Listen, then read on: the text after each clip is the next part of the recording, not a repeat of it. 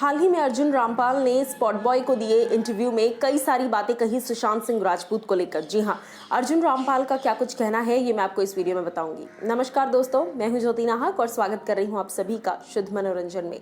अर्जुन रामपाल का नाम सामने तब आया जब एनसीबी ने उन्हें ड्रग केस के लिए इंटेरोगेशन के लिए घर के अंदर बुलाया। एनसीबी के ऑफिस बुलाया और कई सारी इंटेरोगेशन की गई, उनसे ड्रग्स के रिगार्डिंग कई बातें की गई।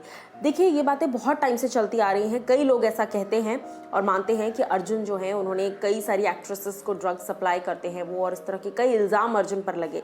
ड्रग्स के केस में नाम आने के बाद अर्जुन भी काफ़ी ज़्यादा हर्ट थे, काफ़ी ज़्यादा डिप्रेस्ड थे, और सिर्फ इतना ही नहीं बल्कि कहीं ना कहीं काफ़ी ज़्यादा एक तकलीफ में भी थे, क्योंकि उनका नाम, किसी का नाम अगर एक बार आ गया तो इज्जत तो उछली जाती है, तो उस रीज़न से।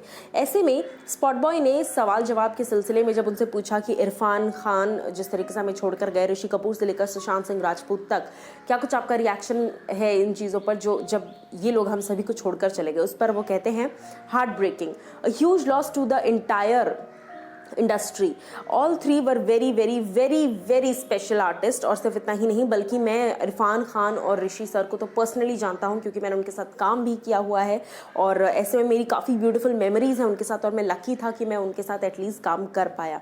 वो सभी तीनों इंडिविजुअल फैंटास्टिक इंडिविजुअल्स थे और काफ़ी ओरिजिनल थे, रियल थे अपने सेंस ऑफ ह्यूमर्स के साथ। इरफान खान का सेंस ऑफ ह्यूमर भी ज़बरदस्त था, सुशांत सिंह राजपूत का भी, और ऋषि कपूर सर को कौन नहीं जानता। इसके अलावा लेकिन जब वापस से ये सवाल पूछा गया लेकिन स्पेसिफिकली सुशांत सिंह राजपूत के बारे में क्या कहना चाहेंगे, तो उन्होंने कहा कि सुशांत को मैं ज़्यादा जानता नहीं था, बट हाँ, मैं कई बार कई मौक़ों पर उनसे मिला था, इवेंट्स के दौरान या अवार्ड फंक्शंस के दौरान। वो काफ़ी चार्मिंग थे, काफ़ी वार्म पर्सनैलिटी थे, जेंटल थे, पोलाइट थे, और काफ़ी एक उनकी जो स्माइल थी वो इन्फेक्शियस थी काफ़ी ज़्यादा। अगर वो स्माइल कर रहे हैं तो हर कोई उनके इर्द गिर्द जो है वो स्माइल करने लगता था। इस तरीके की बात कही अर्जुन रामपाल ने। उसके अलावा कहते हैं, was stunned when I heard the news, जब मैंने सुशांत के गुजर जाने की खबर सुनी उस वक्त मैं लिटरली सदमे में था और मैं बिलीव नहीं कर पाया, जैसे कि पूरा देश आज तक बिलीव नहीं कर पाया। इनफैक्ट पूरी दुनिया बिलीव नहीं कर पा रही इस बात को।